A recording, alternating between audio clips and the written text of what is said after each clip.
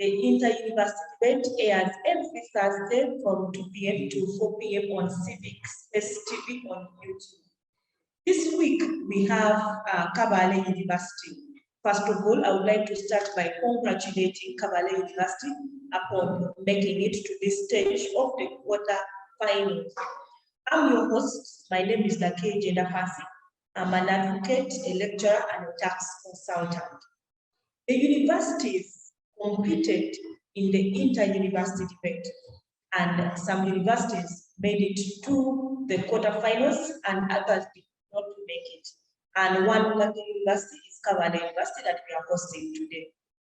Other universities that made it to the quarterfinals are Makerere University, Islamic University in Uganda, Uganda Pentecostal University, Makerere University Business School, Kampala International University, Barrow University of Science and Technology, Kumba University, Uganda Christian University, Cavendish University, Busitema University, and Uganda Matters University.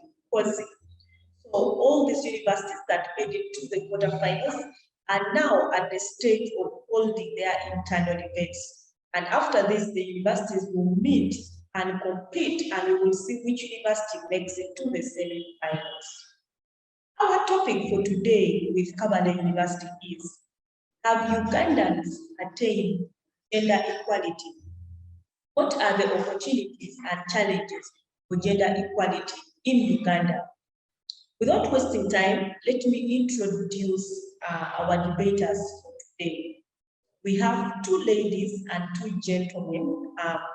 Let me start right with the first debater for today, and that is Miss Atusingwize Prize. Prize, you're welcome to introduce yourself. My name is Prize Atusingwize, a second-year student doing Bachelor in Social Work and Social Administration at Kabale University. Thank you, Price. We are happy to have you for today's debate. Our second debater for today is Mr. Ahumuza Levicato. Ahumuza, you're welcome to introduce yourself. A blessed evening. My name is Ahumuza Levicato. I'm a student at Kabale University offering bachelors in civil engineering. And I'm the guild representative to the council, the engineering faculty. And at the same time, I serve as the Minister for Justice and Constitutional Affairs of the Cabinet, Kabale University. Thank you, Levicato. We are happy to have you for today's debate. Our third panelist for today is Ms. Orishaba Joan. Joan, you're welcome to introduce yourself. Thank you so much, Madam. My name is Orishaba Joan. I'm a student at Kabale University. I do social work and social administration. I'm in year 2. In the guild office, I work as the Minister of Gender and Persons with Disabilities. I'm also the GRC for the female GRC for persons with disabilities. Thank you, Joan. We are happy to have you. Kindly focus the camera to yourself so that we are able to see you properly. Okay, our fourth panelist for today is Mr. Mitooka Ronald. Conrad, you're welcome to introduce yourself. Well, thank you very much. Mitooka Ronald is my name, a third-year student pursuing the Bachelor of Arts in Economics at Kabale University. I serve as the Guild Representative Councillor for Economics and Statistics Department. I'm happy to be here. Thank you very much for hosting us. Thank you so much, Mitooka Ronald. We are happy to have the 4 panelists from Kabale University during this quarterfinals debate stage. As stated earlier, our topic is, have Ugandans attained gender equality? What are the opportunities and challenges for gender equality in Uganda? So, as we know, Uganda is a signatory to several international statutes and conventions that talks about gender equality, as well as our own constitution, Republic of Uganda, certainly Article 21 talks about equality. So Uganda has put in place several and so many different opportunities to ensure gender equality. And our panelists are going to analyze today. Years down the road, the Constitution came out in 1995. Several conventions were signed. Can we sit now and say Ugandans have attained gender equality? And what are the opportunities and challenges for gender equality in Uganda? So without wasting time, and before we go into the actual discussion, let me give the panelists the opportunity to give us their opening statements. And I'll start right with Prize. So Prize, you have the floor to give us your opening statement. Okay, as we wait for Prize to organize herself for her opening statement, let me move to Ahumuza Levicato to give us his opening statement for today's debate. Thank you so much. Have Ugandans attained gender equality? What are the opportunities and challenges for gender equality in Uganda? So basically, I would define gender equality as the state in which access to rights and opportunities is unaffected by gender, or in layman's understanding, I can call it sexes. If someone is a he or a she, even only the society. Because in the subsequent submissions, like we shall be saying, we shall be learning on how society has actually been treating women and even men in different perspectives, yet they are all human beings, or even how the government attains or how the government treats both of them, women and the men, or the she and the he gender, if I'm to use the gender in that case.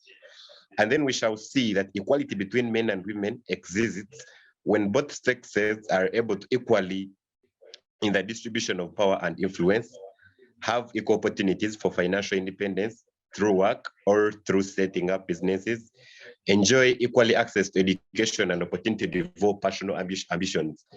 Because at the end of the day, as we have the submission far on, we shall understand that actually a lot of women have opportunities, or even many men have had opportunities that they've had to pass on to women because of their beliefs and cultures. And then we shall also look at the benefits, or because we understand everything that happens in this world in the diversity of understanding, it has advantages and challenges, disadvantages here and there. And most of the times, the advantages can outweigh the disadvantages if played in a good manner. So we shall see the challenges that are faced by both society and the public and even the government in trying to promote this gender equality. And we shall also look at the advantages that the government is taking, or even any other organization that is trying to fight for the equality of both sexes. We shall understand in the subsequent speeches. And at the end of the day, we shall realize this is something that society needs, no matter the challenges it has. But then we have to dissolve such challenges so that in the end of the day, we can both be equal on the same page and have the same rights. Thank you so much. I'm so proud to be part of the panelists today. Thank you so much, Levicato, for your opening statement. Let's move to Prize. Prize, it's time for you to give us your opening statement. Yes, thank you, Gender. I'm so glad to be part of today's panel. And the question posed to us today is, have Ugandans attained gender equality? And my short answer to that is no, because of what I'll give later when I'm asked to do so. And what are the opportunities and challenges for gender equality in Uganda? I'll start with my introduction, just like you asked me to. Gender equality refers to a state in which access to rights or opportunities is unaffected by gender. Like, we do not have to be affected because of our gender. That is what we call gender equality. Gender equality is when people of all genders have equal rights and responsibilities as well as opportunities. Equality and freedom from discrimination are fundamental rights enshrined under Chapter 4 of the Constitution of Uganda. Article 20, Clause 1 states that fundamental rights and freedoms of the individual are inherent and not granted by the state. However, it is the duty of the government, through its organs and agencies and all other people, to respect, uphold, and promote the human rights. That is my introduction for today. Thank you, Price, for that introduction. Surely we will at a later stage go deep into that discussion. We welcome the panelists to give us her opening statement, and that is Ms. Orishaba Joan. So, Joan, you have the floor. All right, thank you so much, Madam. Our today's topic is, have Ugandans attained gender equality? What are the opportunities and challenges for gender equality in Uganda? To me, the answer is no, Ugandans have not attained gender equality.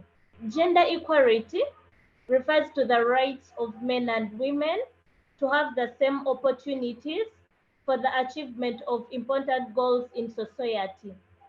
And most of these goals can be education, employment, income, and these ones, they contribute to the society politically, socially, culturally, in all levels. Okay, Joan, thanks for the opening statement. We move to the fourth debater on the panel today, and that is Conrad. So, Conrad, you're welcome to give us your opening statement. Okay, thank you very much. Our topic of discussion today is, have Ugandans attained gender equality? What are the opportunities and challenges for gender equality in Uganda? So basically the key term here is gender equality. I can describe gender equality as equal rights, responsibilities, and opportunities of women and men, or boys and girls. Gender equality does not mean that women and men will be treated the same. It means that women and men's rights, responsibilities, and opportunities will not be based upon their gender. So when every human being is to have access to any opportunity, they shouldn't have a look at which type of sex he or she is. So equity, we have gender equality and equity, but our topic is about equality today.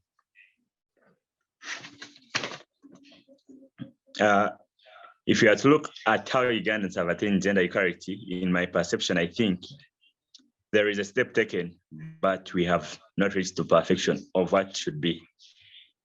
This will be addressed in the challenges and opportunities as we go on with our discussion, and basically we shall be looking at how we can take actions, how schools, companies can take actions on gender equality.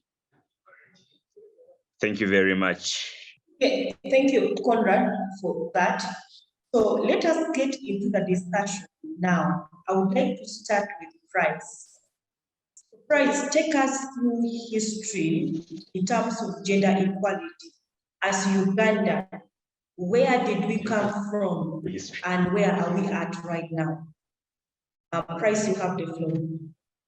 Yes, my history, as far as gender inequality in Uganda is concerned, it all came from the 80s when women were seen as people who were always supposed to be home and they wouldn't do anything outside home. And they were even not always allowed to take some kinds of meat because they thought they were not supposed to do so, and they were not the right people in society to eat such kinds of food. For example, they were not allowed to take chicken. Women would not attend meetings together with men, which later came to an end when the government of Uganda's first national gender policy was approved in the 1997. That was the first national gender policy, but right before, people always tried to make sure that came to an end, even when they did not hold national meetings. But women started to think during that time, women were not supposed to do a lot of things that men were supposed to do because they thought women were not worth it and they wouldn't do what men were capable of doing. But later, they came to disagree with them, and that is when the government of Uganda's first national gender policy was approved in 1997. The policy provided a legitimate point of reference for addressing inequalities at all levels of government by all the stakeholders. And later, that is how we later came to follow the Constitution, as the Constitution added women into their acts by allowing women to contest on certain positions in the parliament. For example, where we are now, a woman can contest for speakership and she can take the position, but right before, such things were not allowed. Okay, thank you, Price. That was Price taking us through history of gender equality in Uganda. So thank you. Let me move to the next panelist, and that is Levicato. So Levicato, where we are now, what are some of the legal and policy framework that the government of Uganda has put in place to ensure that there is gender equality in this country? What are some of the legal and policy framework that the government of Uganda has put in place to ensure that there is gender equality in this country? Thank you so much. I think I'll start straight away on some of the things that actually the country, I will start with the policies that the country has put in place so that gender equality can play its role in society. Because we all understand to do with the affirmative action. Affirmative action, this is something that is supposed to uplift women in society and bring them back to school, take them back to society so they can be looked at as superior people or as people that can also play part as men do in society. So what do you understand by affirmative action? When I'm talking to little children or even high school students, I'll tell them affirmative action.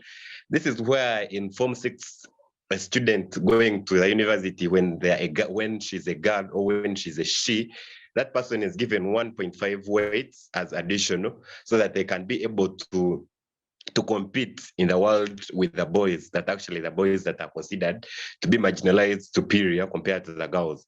So such an affirmative action that was put in place at the end of high school, it has actually encouraged a lot of women and a lot of daughters to go to school so that at the end of the day, they know they can compete favorably and also be given those slots on government merit. Then what other thing has been put in place? We see that in Article 32 of the Uganda Constitution, notwithstanding anything, this Constitution, the state shall take affirmative action in favor of groups marginalized on basis of gender, age, disability, or any other reason created by history, tradition. Like the first panelist said about history, how actually people were narrating women not supposed to take some kind of dish or even not allowed in society.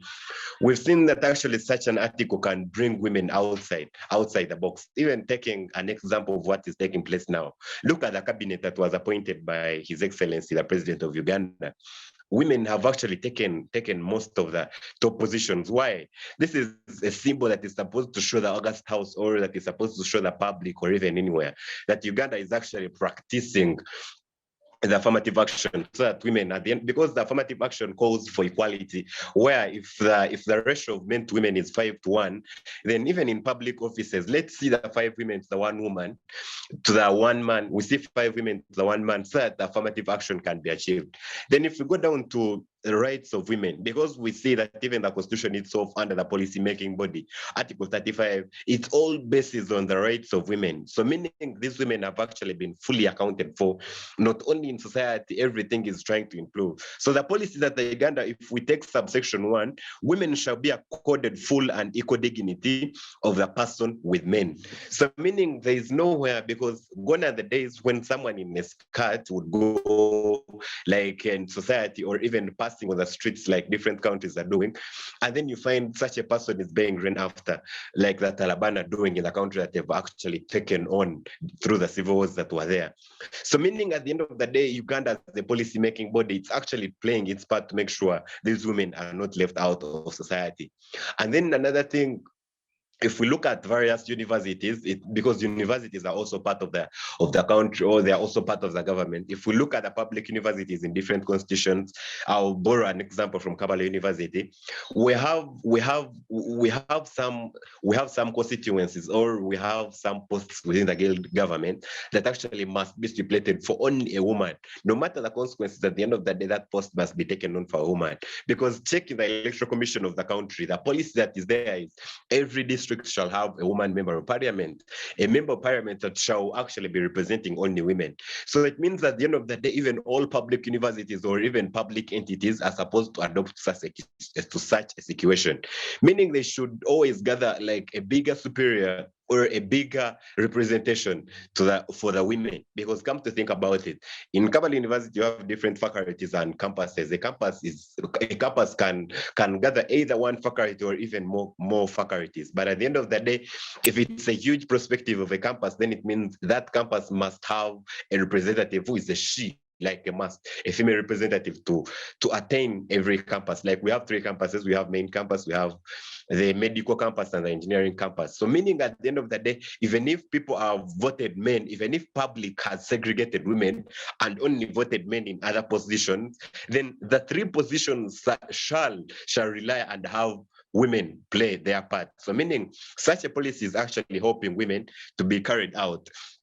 And then going back to today's question, have Ugandans attained gender equality? So it means at the end of the day, if we are discussing about gender, we need to understand because on the challenges that can actually bring us to the policy, back to the inflation of the policy, there are also many things, because not all policies are supposed to play a good part. There are some policies that are infected. So come to think about, there is this article, the article 33 that was talking about the rights of women.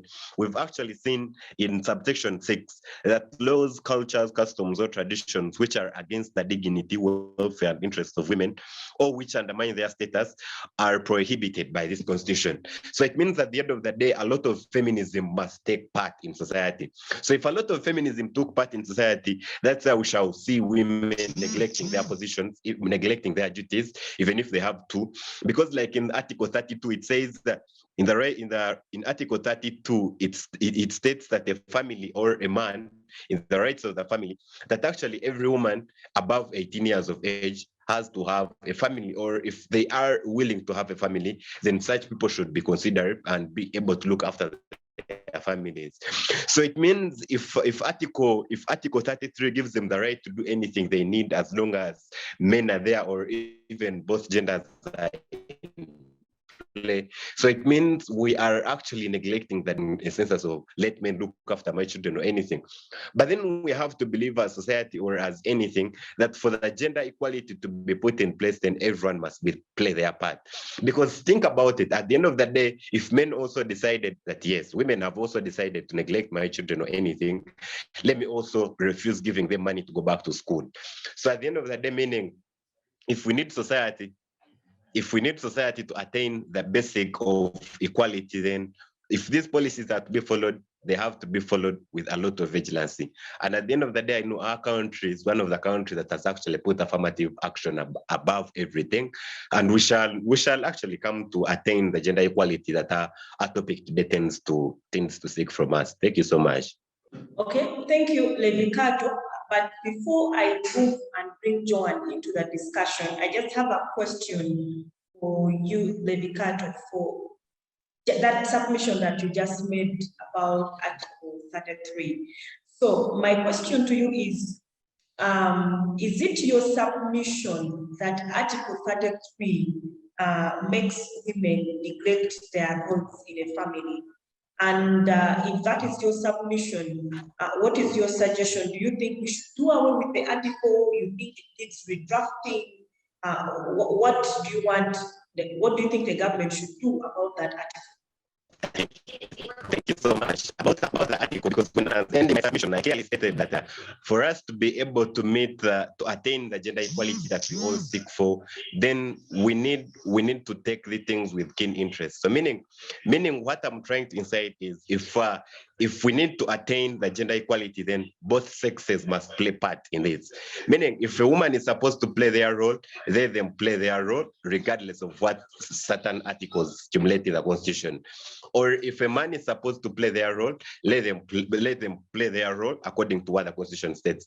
So meaning at the end of the day, it will come back to the family. Like I said, any woman or man above 18 has the right to have a family. So it goes back to a family. I'm not saying an article should be neglected or anything, but then we as individuals, what are we doing about it? If we go back to family unit, let both sexes stimulate works of what they're supposed to do. If they say today and today a woman is supposed to stay home and cook, then let them play their part, and as the man also plays their part, but not neglecting of the article. Thank you so much. On addition, on the other part of the question, what the government is supposed to be doing, I think what the government is doing, because under, I think that same constitution guides people of how it should be distributed in society in different languages. Everyone has a right to understand what is under the constitution. So I think what the government can do is increase on the mobilization or the sensitization that is doing, because you'll find a lot of women there that are uneducated, or even men that are uneducated in villages and anything. They have nothing to do about their rights. They know nothing about their rights. So I think what the government can do, let it increase on its sensitization power. So at the end of the day, everyone can understand what their duty holds in public, what they have, because people in villages that actually a man has been given a post on the woman MP post, which is a myth or which is a fallacy. So it means the government needs to come back on board and tell these women to understand, come on, if you have that one poster, overall poster of woman member of parliament, you can also still support your other women, or you can, even men, you can still support women on. Move to Joan and bring her into the discussion. So Joan, looking at Uganda's legal and policy framework and looking at our history as well, what are some of the achievements in terms of gender equality that we have as a country? Thank you so much, Madam. There are very many achievements that have been done due to gender inequality. For example, education, easy access to education. All men and women have been able to attend education, especially the girls of long time ago, when someone would produce, maybe boys and girls would always cater for boys to go to school and leave the girls. But of now, most parents have supported all the children to go to school. Then also in the terms of employment, all men and women have been employed on different sectors. When a man and a woman, when they all go to access for different jobs, or they have applied for different jobs, all of them are regarded as the same people and have been given jobs regardless of who they are. Then also in terms of politics, men have also been considered, and also women, different posts for different men and women have been created. For example, there are posts, like for example, the women member of parliament, those posts have been created specifically for ladies. Then also another achievement I can give income. Of now, there is no specialization that men are going to be given this money, maybe ladies are going to be given this money. All people have been paid equally, regardless of who they are. And this one has contributed to the society, especially politically, socially, and culturally, in development of all aspects of life. Thank you so much, Madam. Okay, thank you, Joan. Let me move to Conrad. So Conrad, my question to you is, as a citizen, right now where we are, would you sit and say the government has done enough for this country to attain gender equality?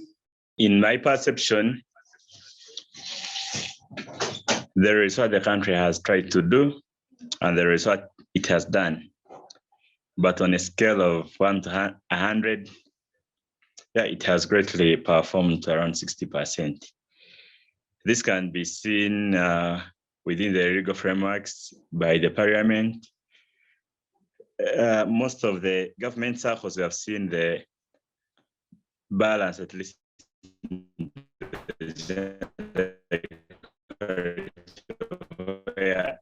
it is employees in government entities, and of course men as well, they have the other share, but that is the least they can have, a third. And as of February 2021, we had 34.9% of the seats in parliament being held by women. However, work still needs to be done to achieve gender equality. We have seen 75% of the legal frameworks that promote, enforce, and monitor gender equality under the Sustainable Development Goals indicator focus on the violence against women and are in place. The government also tried to bring up universal primary education and USE as well to cater for inclusive education. So this has given a platform for both of the genders. Like I said in the introduction, I'm not looking at gender equality as best to honor women.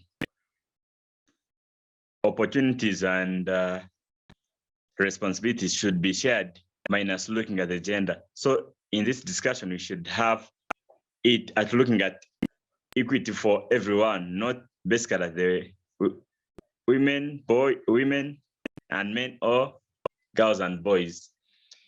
So looking at those frameworks and within the constitution, where we have chapter 6, article 78, clause 1b, which talks about every district having a woman member of parliament, that alone can depict that we have women who take part in decisions and the running of the government.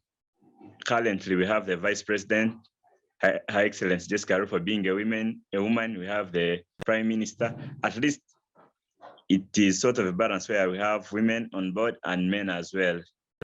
Thank you very much. Thank you, Conrad. Later on, surely we'll discuss the 40%. We gave Uganda 60% in terms of its achievement in terms of gender equality. But let us take a look at where we lose in the 40%. But let me move to Prize. So Prize, let us go into that $1 million question in today's debate. And that is, has Uganda attained gender equality? Though we've made a number of strides to achieving gender equality, I disagree. We've not achieved it yet. Yes, the parliament has taken a number of steps to make sure that we attain gender equality. However, it has not yet been achieved. But I credit the government for a number of things it has done. For example, it has made sure that women have been represented at different levels in their district to make sure that they are not left behind. Then something else, they have made sure, they have even stated in the constitution that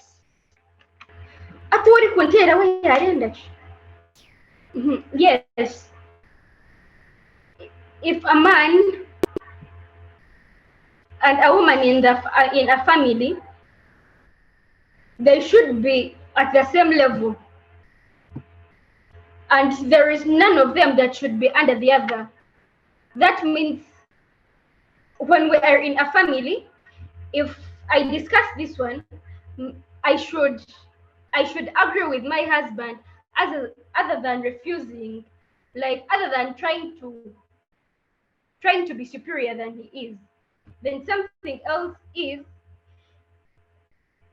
way back in history, women were marginalized.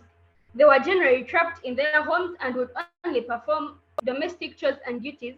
Society had given them roles as housekeepers, ethical keepers for their homes, and housewives, basically. But the government has taken strides to make sure that women are employed and paid as much as men are,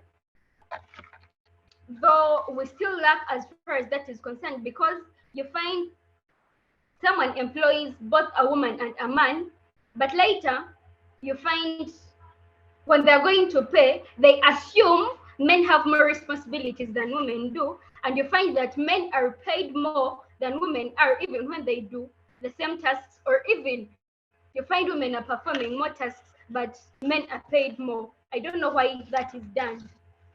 Then something else is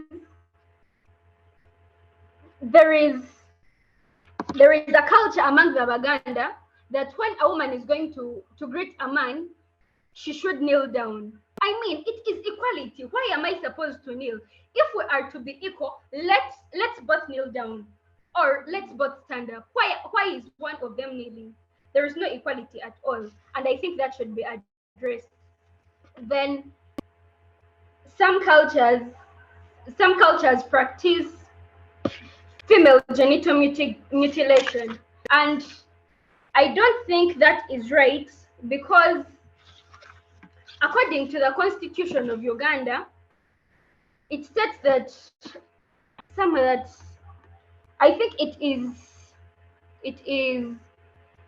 Article 32, Clause 2. Yes, Article 32, Clause 2. If anything has something that tampers with any, no, I think, let me get sure. That is Article 32,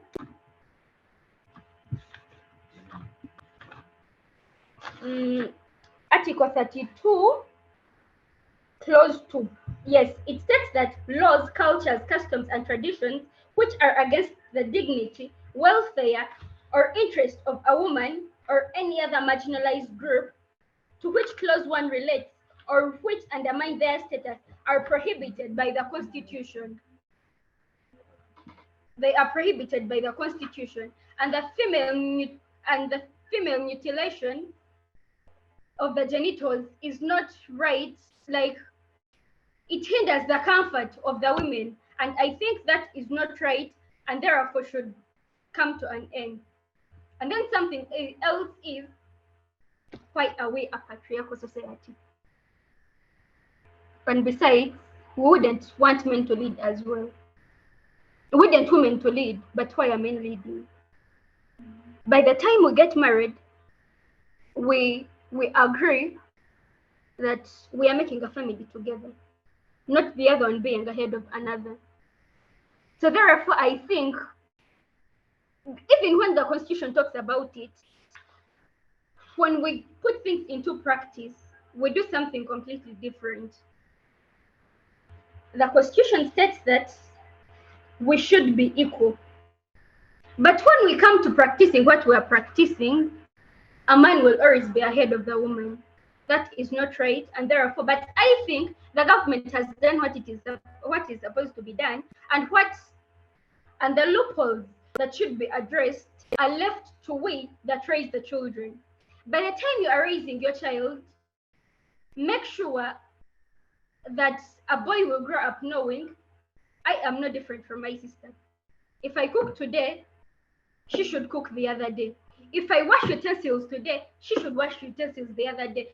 That is why men get married, and they will think, my wife is supposed to wash my clothes, she's supposed to cook for me. It is only and only one gender role that I know about that nature gives us that men cannot do, and that is giving birth. I can give birth and he cannot, but the rest, gender does not give me any role like washing clothes. If I can wash, then you also can do. Those are just roles that society has given us, and which we refuse and we're not taking in. I beg to submit.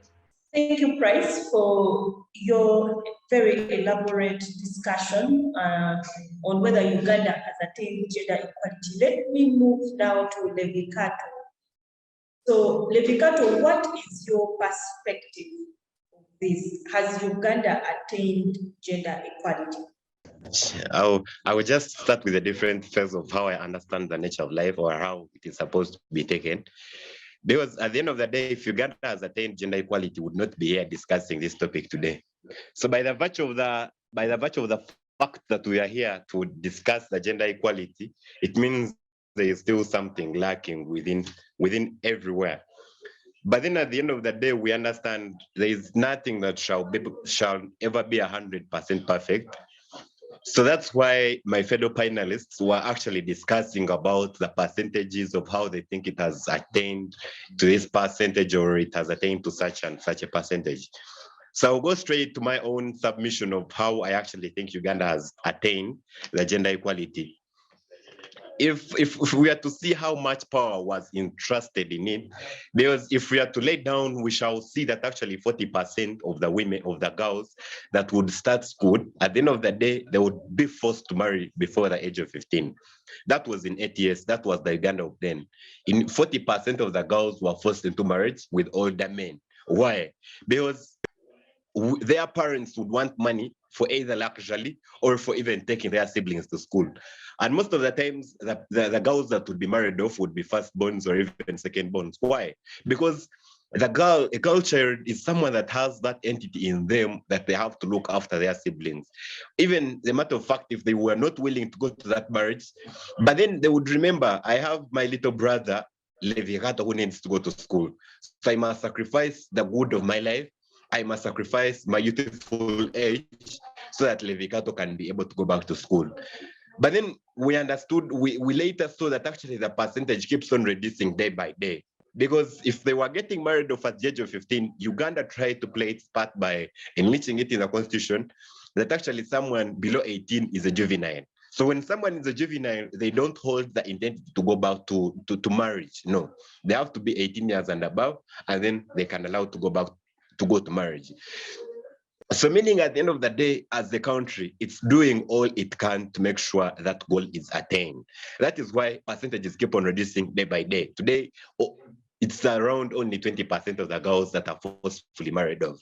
And then on the other issue, because even the government cannot work alone, Uganda is a country that has a lot of religions, if I'm to say.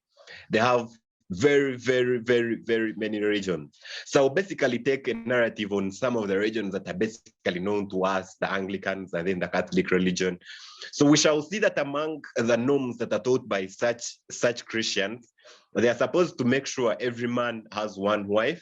And then by the fact that they have one wife, when it is time for holy matrimony, that's why they announced everyone. Is there anything that can actually stop such a couple from getting married? So they have also engaged the public. And by the matter of fact that Uganda as a public has actually allowed the Christian faith to take part in society, I say it's also attaining the gender equality. So you never know.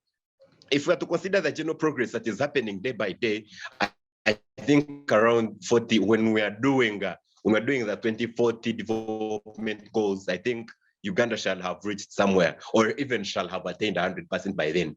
But as per now, having the affirmative action still in play, it has not yet reached 100%. And that is the goal that we are pushing onto. Because if you are to see the number of students that are actually being admitted, that are being admitted to the university, because last year we realized that actually ladies were more than women, ladies were more than men. Good. That is actually the level of attainment that we want. Because if you have to consider statistically, if you have to consider numbers, like I earlier said in my submission, women are far, far, far more than men. So if such a goal of gender equality is supposed to be attained, it means women in different sectors are supposed to be more than men, so that such a thing can be achieved. Most of the things that I actually feel so great about are some of the achievements that actually this gender equality is bringing to us, that is showing to us. We've actually seen capable women that have come out of the blue, show us that they can actually fight something. Take for instance, Honorable Cheng. She showed to us that actually if she had not been, because we know Honorable Cheng and actually also Honorable Twine in the same house, the Ministry of Health, these are the people that actually went to education on state funds, meaning they were helped by the 1.5 weights that were put in place by the government. So they are showing to us that actually such a scenario that was put in place for high schoolers to be able to join higher institutions of learning on an advantage compared to men, they're actually paying off. These are fruits of the efforts that the government is doing.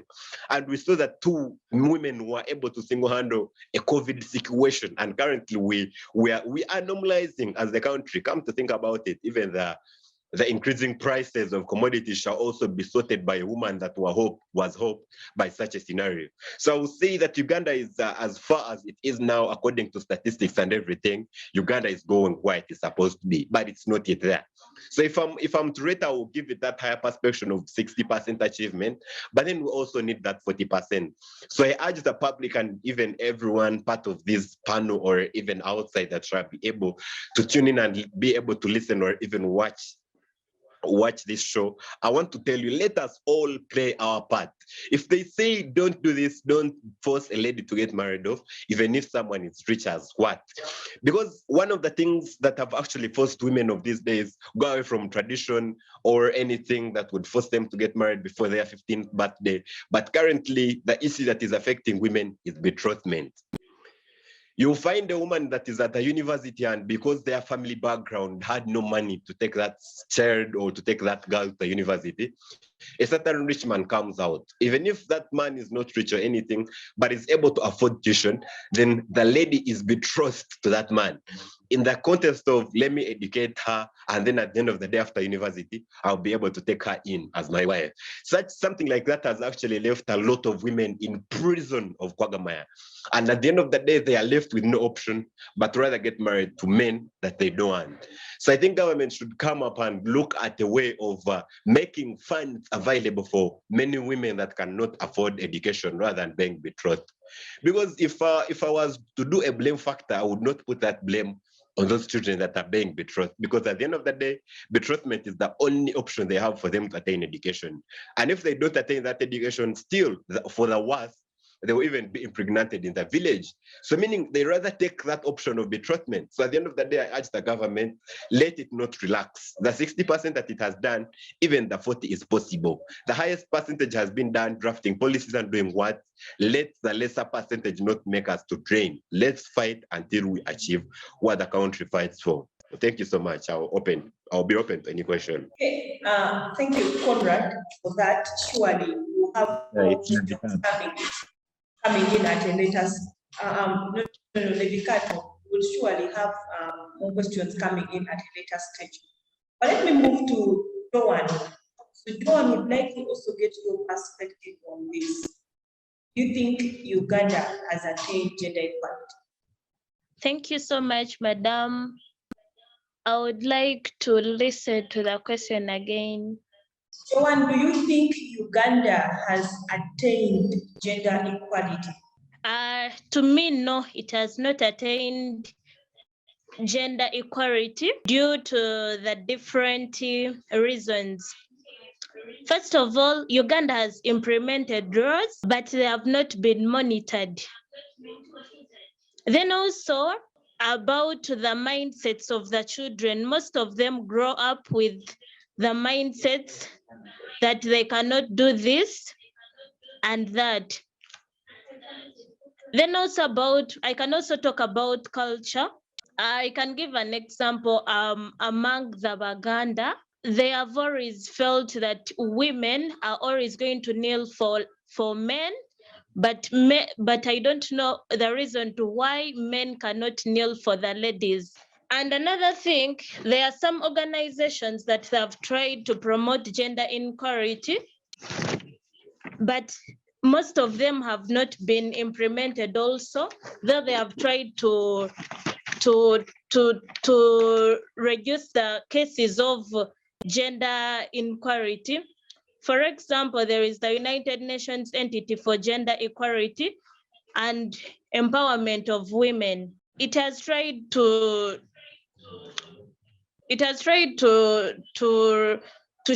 show all ways to gender equality, but those laws have also not been implemented. Then also there is also this organization of equality now. It has also tried to reduce the cases of gender inequality, but the laws have also not been implemented. Thank you so much, Madam. Joan, thank you for that submission. Let me move now to Conrad. So Conrad, we would like to also get your take on that same topic. Has Uganda attained gender equality? I'm going to make my submission regarding that question. If Uganda has attained gender equality, I had that question posed in the first case, and I gave my submission. In Uganda, 40% of the girls are forced into marriage with much older men, and before the age of 18, some families marry off their daughters to receive dowry as a monetary gift from the groom's family. So you see, that is one of the constraints why some of the ladies don't come on board, because unless you have access to education, you will not be well equipped to fight for your own rights.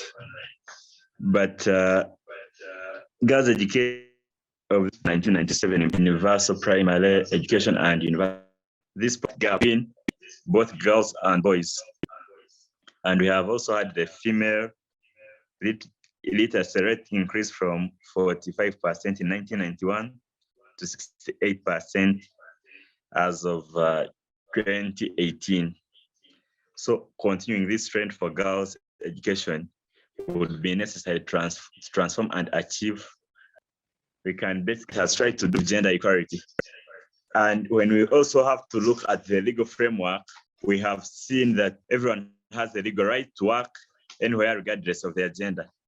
If anyone is a victim of workplace gender inequality, there are always legal solutions provided by the Constitution. One of them was about, like I had highlighted, that a third of the government entities should have employees being women. Where we have had parliament inclusive for each district, there must be a woman member of parliament. So the women also have the advantage of participating in other electoral processes like the constituency member of parliament. But this is to bring them on board so that we have equitable access to resources and decision-making. Away from that, there are some constraints which have come up and hindered the achievement of gender equality. So as our discussion goes on, we shall also try to highlight some of them, but to a greater extent, I think there is some improvement in achieving the gender equality. Thank you, Conrad. Let me get back to Prize now. So Prize, what are the gaps in the fight for gender equality in this country? Because earlier on in your submission, you said that we have not attained gender equality. So what are those, what are the gaps that we still need to work on as a country?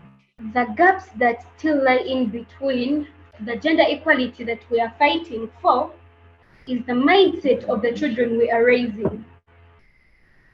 Because if a child is brought up in a family that boys and girls are two different people, a boy will do whatever he wants, but a girl is like a slave, that boy will forever have that same mindset. So it is our role and duty for we that are bringing up these children to make sure that we look at the sustainable goals that we are looking for. Make sure that by the time the child grows up, he or she knows women and men are the same people. They are both humans. So therefore, we should change the mindsets of our children and stop these arguments, but rather put into practice so that our children will change it, because we cannot change a generation, we cannot change all the generations that are coming, but rather pass on the knowledge that we have to the generations that are coming. And then the next is culture. Culture is one thing that has persistently held us back. Yes, we know culture has brought us up, but for how long is it going to tie us around? Yes, we embrace Mother Nature and thank it for bringing us up, but we shall not take some things up. I mean, if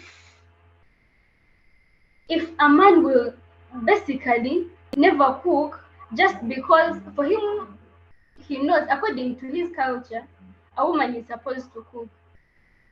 When he finds that a woman has not cooked, it will forever be domestic violence, which will bring about either divorce, death, or even sustaining wound for life. And then still about culture, I'll still talk about the Uganda that I was talking about. Why do I have to kneel for you? Ain't we supposed to be equal? Yes, we are. So is that equality? For us to be equal, we either both kneel or both stand. And then something else is we should have these laws that have been set up, monitored and evaluated. Putting up laws and stopping there does not help us. But rather, when they are put up and made sure they should be followed up, this law was put up, but are people going by it? If a man beats a woman, is he taken to the courts of law? If a woman is supposed to be given maternity leave and is not given, what has been done? So basically, we should follow the laws that have been set up for us to attain gender equality. And then I'll still talk about equal payment for equal work. I don't know why men are always seen as though they have more problems than women do, as far as money is concerned. We both come from families. Families equally have the same needs.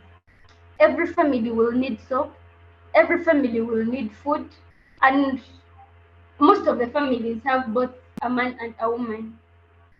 That woman that you're denying pay because she looks like she doesn't need money more has a husband probably at home that doesn't have a job, and you might find that the woman is the breadwinner of the family. Now, if you deduct the salary of that woman just because she is female, how is her family going to survive? We still emphasize gender equality. Then to that man that has taken money home that he has not worked for,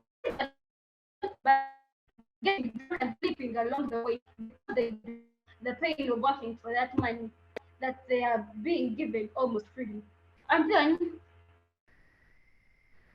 for us to gain gender equality, we must remove this tendency of giving girls 1.5 at senior 6. I mean, we are in a competitive world. And what is gender equality? We have focused on bringing up girl child and forgotten that these boys as well need to be talked about and fought for. Because mental health is key, it is a priority. These things of when we laugh at a man because he has cried because he is a man, isn't he human? He is a man, and therefore, if he is emotionally down, it is okay for him to cry, because some of us, we society, are even at times the reason people commit suicide. We should let people do what they're comfortable with doing, regardless of what sex or gender they are. I beg to submit. Thank you so much, Price, for that. Let me move to Levicato. So my question to you is, what are the different challenges that we face as a country as we fight for gender equality? Thank you so much. I think I'll start straight away with most of the challenges that I've actually had highlighted in my opening submission. One of the challenges that actually we are facing in trying to make sure gender equality is put first is the fact of different cultures. Cultures have actually made it very hard for the government to make sure genders are balanced in every situation. Because even in 8 years, like it was in 8 years, cultures were the reason as to why gender was not equal in the first place.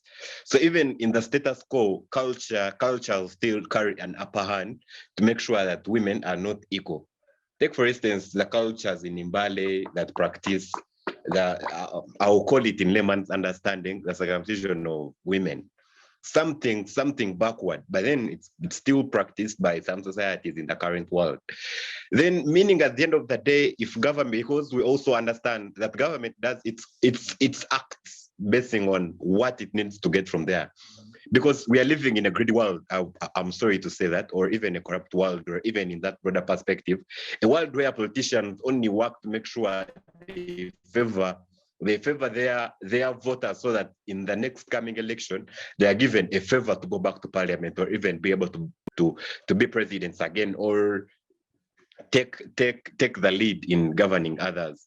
So meaning government has actually tried to shy away from such acts, because at the end of the day, they know if they imprison people from such cultures, then they will end up failing to get voters from such regions. But then I think we need a government that is actually strong, a leader that is actually strong and can lie on the basis of the country, the policies of the country. And if such cultures had been warned earlier, not this warning of words, but warning of action, would have that challenge eliminated. Then the other challenge that we have is gender inequality itself. Because if you're talking about gender equality, meaning gender inequality is a challenge itself. And what brings this? There are many female girls outside there that still look at themselves as minors.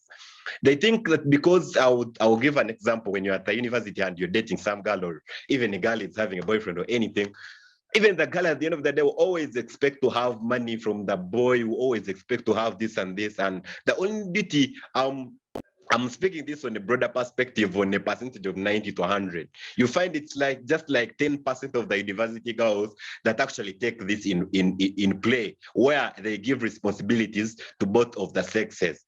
But then at the end of the day, if even us that we consider ourselves as literate people, or even the people that consider themselves to be mature enough to be able to put policies into work, but then at the end of the day, the only policies that you have are feminism, only things that are uttered out of your mouth. I'm a woman, I'm also supposed to have my own rights, but then in practice, you're not practicing your own rights, then I think we are doing nothing. So even these university students need a lot of sensitization. Meaning if you're dating someone at the university and it's a she, and then let everyone bring something to table, so that at the end of the day, by the time such people make families, they've already practiced their norms way back from their teenage age, or even their early 20s, their youthful age. Because we all understand it's very hard for some culture to be out of someone if it doesn't go out at an early age.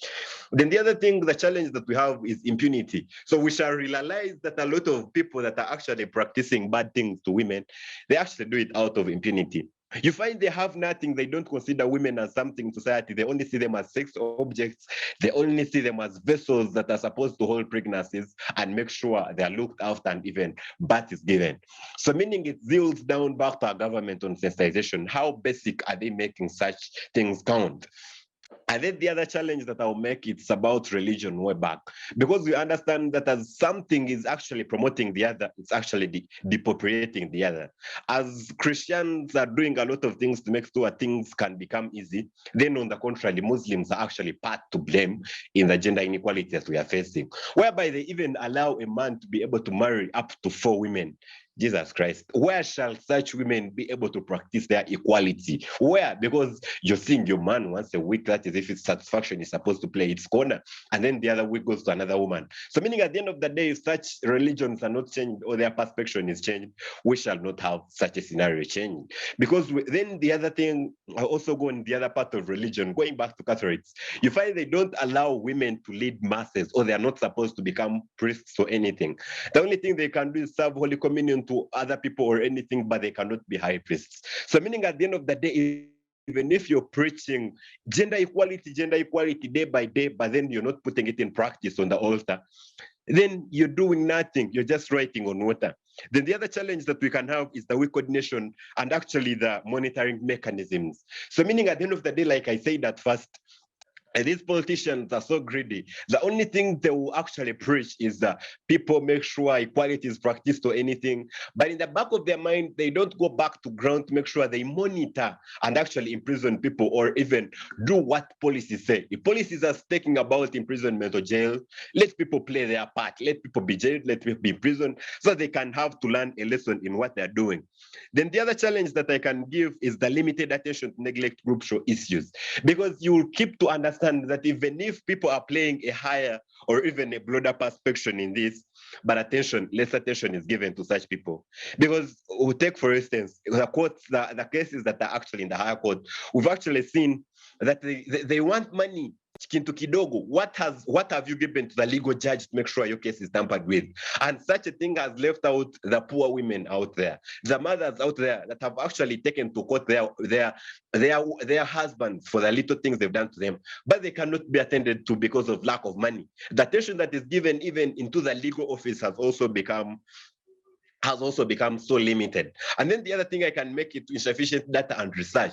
So meaning even the out people, the human rights activists out there, the people they are fighting for, the women they are fighting for, they lack data and research about what they're supposed to hold. So meaning at the end of the day, we need such organizations, such NGOs to put in place a lot of things so that even the women they're fighting for, or even the children they're fighting for, can also understand the basis of their fight. I can give its solutions. So meaning at the end of the day, if I'm a woman and I've actually reported my man or my husband for sexual harassment, or even for family neglect, or even for domestic violence, at the end of the day, what compensation am I supposed to be given as a survivor? I'm a survivor, I've taken my husband to court, and then what shall provide for the family? And then I take such a person to court, meaning at the end of the day, he will be in prison. My children will have no father. Their father shall ever be in jail. It means my children shall never forgive me because they are going to suffer. They will lack food. And the research on ground, even in fact, if you're to borrow recent about a girl who at Kabale University, who the boyfriend would pee in his mouth like every morning at the end of the day, the woman or the girl feared to come out and say this has boyfriend. If my boyfriend leaves me, who shall provide lunch for me? Who shall be providing those usual outings, and all the likes that they're supposed to be having? Take their husbands to court because at the end of the day, so such survivors are supposed to be compensated by the government, or even and talk things that actually concern them. And at the end of the day, we shall achieve the 100% gender equality that we are all waiting for. Thank you so much. Thank you so much. Let me bring Joan into the discussion. So Joan, we have listened to the different challenges that we are facing as a country when it comes to the fight for gender equality. And my question to you is, what policy legal framework do you think we should add on the existing ones in order to fully achieve gender equality? Okay, thank you so much, Madam. Yeah, there are different challenges that we have faced in addressing gender equality. For example, there is lack of female leaders. Here, I can use an explanation as saying most leaders have not been allowed to participate maybe in politics. And so those ladies, at least they would hope in sensitizing, making awareness of what the other ladies should do, maybe teaching them about the girl child education. But the fact that there are lack of female leaders, it's going to be so hard to ensure that gender equality. Then also there are societal expectations regarding to gender roles. Here, the society expects that all the laws, maybe especially household work, is done by women, plus maybe taking care of the children is specifically done by women and men cannot do it. So if there is sensitization and awareness, here they are able to know that all the roles can be played by both men and women. So there is also lack of mentors. So the issue of the lack of mentors, this is why you find maybe women do not have people to mentor them. So here I would advocate that there should be some mentors to always mentor women in order to know their different roles. Then also there is also insufficient data and research. Here research has not been done, and this has not ensured gender equality. That's why we have still had issues of gender inequality. There is also limited attention to the neglected groups. Most of the neglected groups are women, maybe the marginalized people like the disability groups, the children.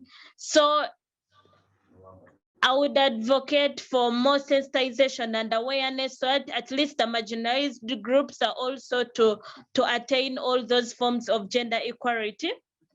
Then also there is there is gender stereotypes, and this mainly is affected by women, where men just take them for granted. They just want to use them. So still, I would advocate for more sensitization and awareness, so that so that they can be able to know the different roles women are able to play in the society. Thank you so much, Madam. Okay, thank you so much, Joan, for that submission. Let me move to Conrad. So Conrad, we are still looking at the solution part of our discussion today. And my question to you is, what do you think we should do as a country so that we are able to achieve the 40% that you earlier on said we don't have, so that we can reach the 100%? Well, thank you very much. First of all, I will first highlight about law and practice. In Uganda, there is a disconnection between the positive legal framework, like I had highlighted, and the lack of implementation or enforcement of the gender positive laws. We have some of the laws in place, but the implementation is a problem. When we look at the legal means of women, their capacity is always limited, and their rights are not effectively guaranteed because of what is in the law and what is in practice, and the perception of how the community thinks about gender inequality. So when we come to some of the solutions, one of the solutions is using the legal framework to stipulate the guidelines under which all the genders should operate, irrespective of the sex. We can also have education. So greater knowledge of what the resources and energy requires ensures that we have improved economic outcomes of both women and men, girls and boys, and all the youth.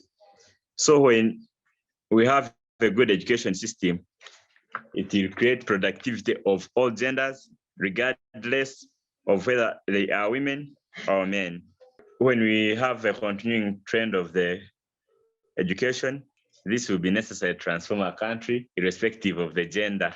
We can also have facilitating stakeholder programs and policy dialogues to reform the gender equality at both district and national levels, especially to have equal access to resources and management for production.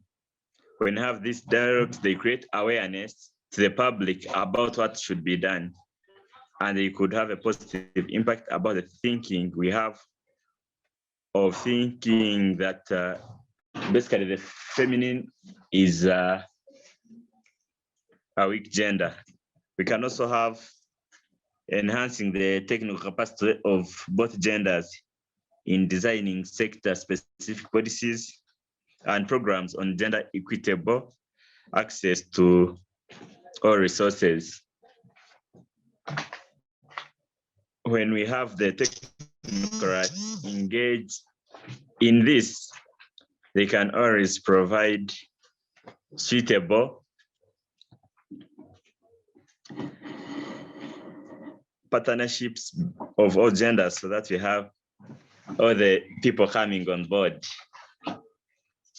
We can also have political representation, effective and equal. When we have the political representation equal, we shall have all genders participate on national planning committees. They will be part of the decision makers, and this will help the women or the men on such platforms to advocate for equality and for better services regardless of their gender. Thank you, Conrad, for your submission. Let me get back to Prize. So, Prize, what contribution can the women make so that we are able to achieve gender equality as a country. There is a scenario that happened on a national television. There is this woman called Doreen Kabale. I don't know if you heard about her story. She was on a national television and had the guts to say that if a man cannot provide for her, that means he is not a suitable suitor for her. And then I ask myself, really, if you really want to be equal to someone, just like some of us are dying there, fighting for equality, you really want to be equal to someone and you're asking for them to provide for you? You have hands, you can work. You have legs, you can work. I mean, we should drop this mindset of thinking that men are supposed to provide for us, but rather work as well to make sure that we are as equal as we want to be.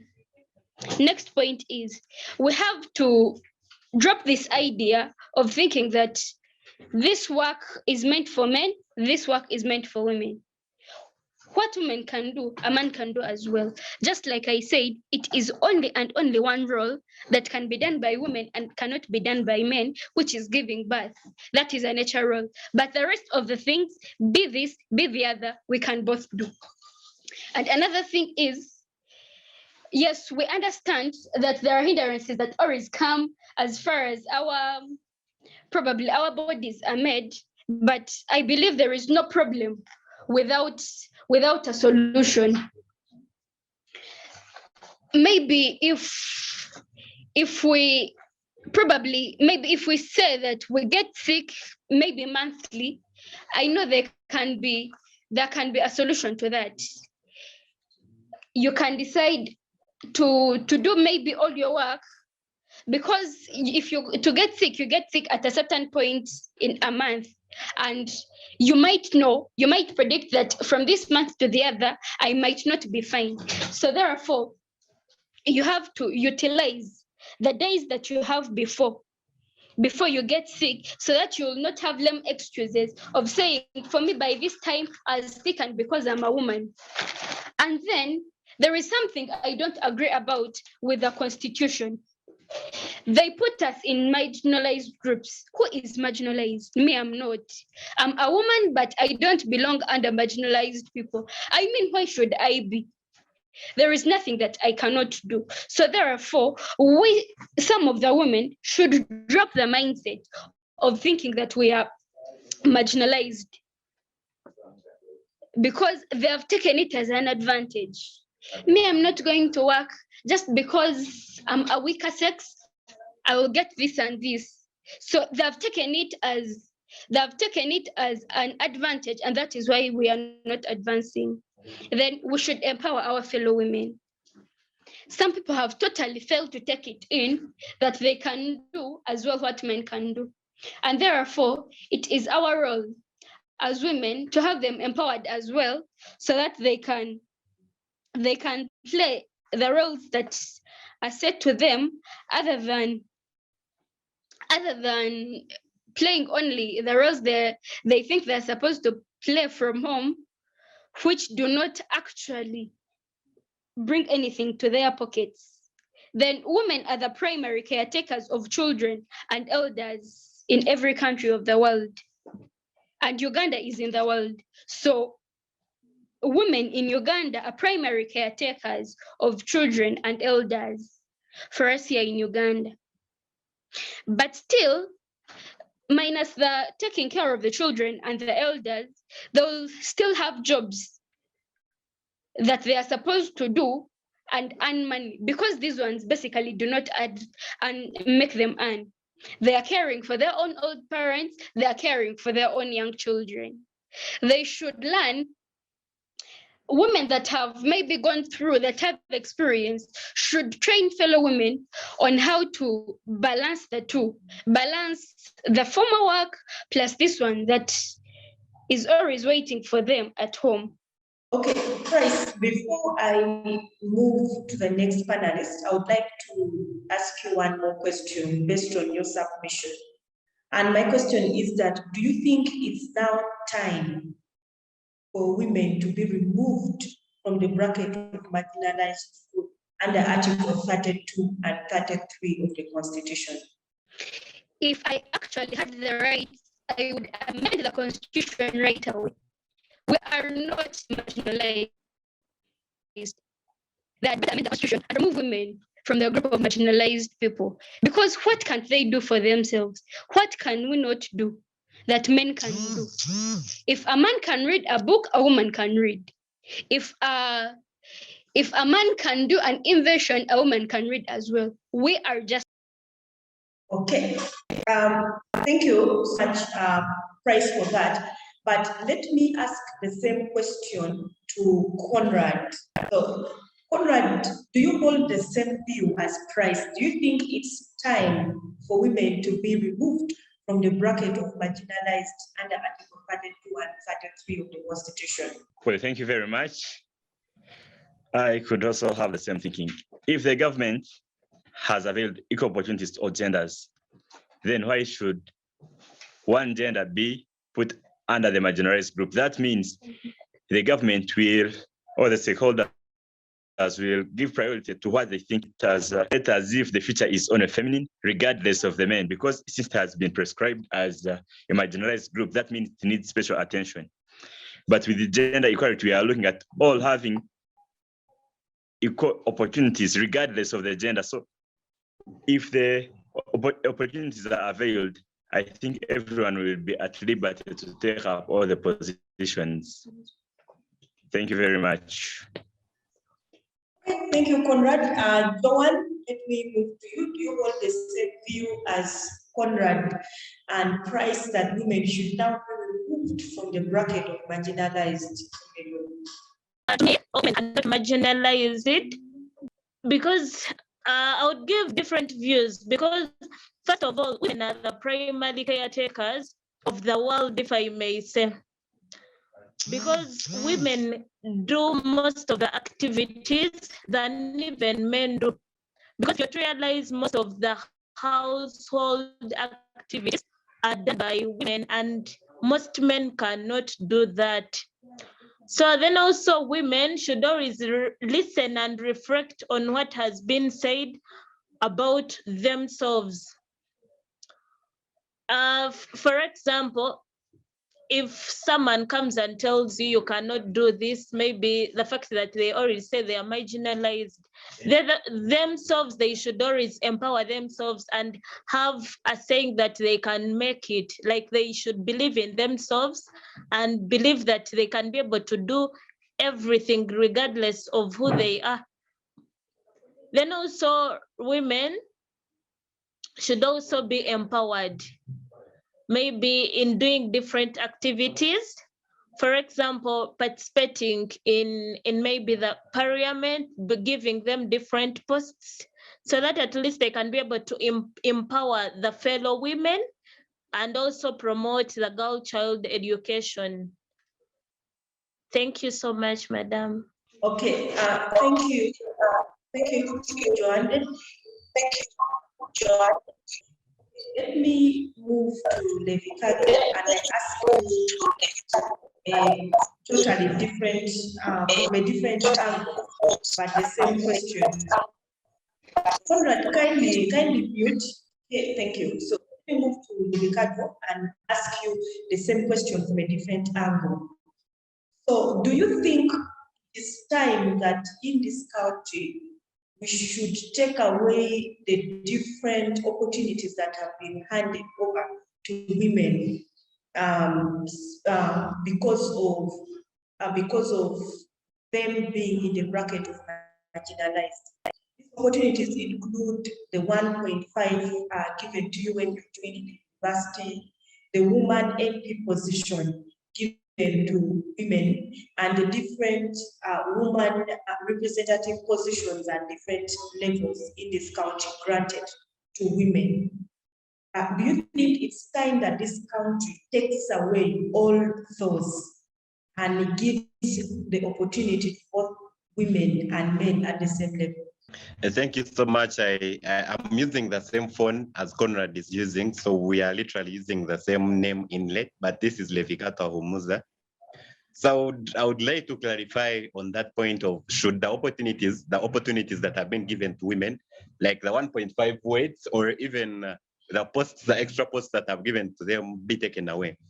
To my own perspective, I would say that affirmative action actually caters for such a thing.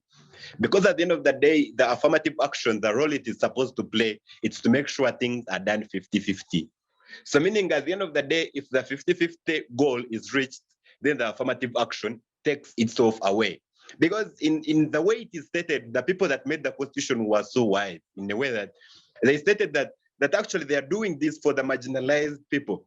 So it means the point where it reaches and women are no longer marginalized, or we've reached the 50-50%, at the end of the day, it means such the affirmative action shall be scrapped off. But then the question was in the current state. I really think that in the current state, no matter how fast we've gone with gender equality, how we've actually had to have different things taking, for instance, the public government, Christians, and everything taking place to make sure that gender equality is based on, we've not yet reached the 50-50% of both genders, both sexes, because that is why we still even have the human rights activism dealing in place, because if the human rights of women were not tampered with, then such organization would actually leave the country automatic, because they would have served their goal and it would be time for them to leave. Take, for instance, a teacher that teaches you from nursery does not follow you to primary because their duty in nursery was done in top class. So they leave the chapter of primary for another teacher and even the chapter of secondary for another teacher. So it means if such goals were attained to 50-50%, the rights of women would no longer be fought for. But then if we are looking at such motions or even such discussions being held, it means 50-50% has not yet reached. So if those opportunities that have been given to women, the weights and more so, are being put in action, or they are playing their part because they are hoping to reduce the percentage. So at the end of the day, when that percentage comes 50-50, that's when the affirmative action shall be removed and women shall be removed out of the marginalized group. But before the 50-50 is not yet reached, then they still remain where they hold, so that they can be hoped to reach somewhere. Because like I've always said, like I said in my past submissions, the university students or even the girls that actually call themselves feminists or what, they are trying to fight for the rights of women, or they are trying to fight, it's only at their lips that they are trying to fight for the rights of women. But at the end of the day, they not agree to the fact that they're actually not consuming what they're supposed to consume. If they only put it in action by making sure that when we are responsible for, when they were supposed to bring bread at home, I'll bring bread today, the man will bring bread tomorrow. Rather than just saying, I'm a woman, I can do this, I can do this. No, first put it in action. And then at the end of the day, when we reach the 50-50, they shall be removed out of the marginalized and the affirmative action shall stop prevailing. And then you never know, you might even find women shall take on men, and you find they're actually consuming 70% and women and men are in 30%. So meaning at the end of the day, we can also put men under the affirmative action. But as per now, women hold the affirmative action. And I do believe that let their opportunities be there. Let their opportunities play their part, and until we reach that 50-50 goal that affirmative action is supposed to incur. Thank you so much. Okay, thank you so much for that. Let me get back to you and ask you my last question to you for today. It is still on the same issue, based on the two submissions that you have made on the issue of manufacturing. Now, I would like you to reconcile the two submissions. The first submission is that, Price, my last question to you is based on two different submissions. The first one is that Uganda has not yet attained gender equality. Then the second submission is that we should take away women from the group of marginalized. That would mean taking away all the opportunities that they have been presented with, given the status of being marginalized. Now, my question to you is, then how are we going to achieve the gender equality that you say we haven't achieved if we take away the opportunities granted to the women?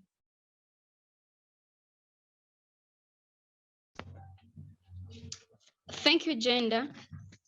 First of all, I'll start with celebrating Women's Day. When we celebrate Women's Day, that clearly shows us and reminds us that we are still behind, and which I think we should. I don't agree with celebrating Women's Days. Reason being, if we celebrate that day, that means it is the only day that has been set to us, and therefore the rest of the days are left to men. But if we hustle every other day, keeping in mind, I am equal to this man, I will never be celebrated, he will never be celebrated. For any person that has sense and can think, we shall forever remember that we are equal. Then something else is, you said that if we are removed from the marginalized groups, then how are we going to get the gender equality that we want? They can set laws on how to make sure that this person gets this one gets equal to this one, minus labeling us marginalized. You can give me help minus reminding me that I'm poor.